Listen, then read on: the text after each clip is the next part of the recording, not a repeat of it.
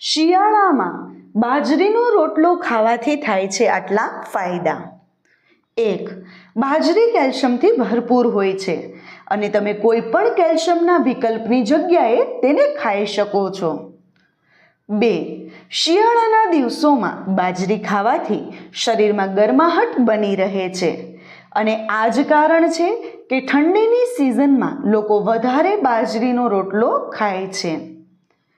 3. બાજરીમાં ટ્રાઇપ્ટોફેન amino acid મળે છે જે ભૂખને ઓછી કરે છે અને સવારે નાસ્તામાં બાજરો ખાવાથી લાંબા સમય સુધી ભૂખ લાગતી નથી અને પેટ ભરાયેલું રહે છે. 4.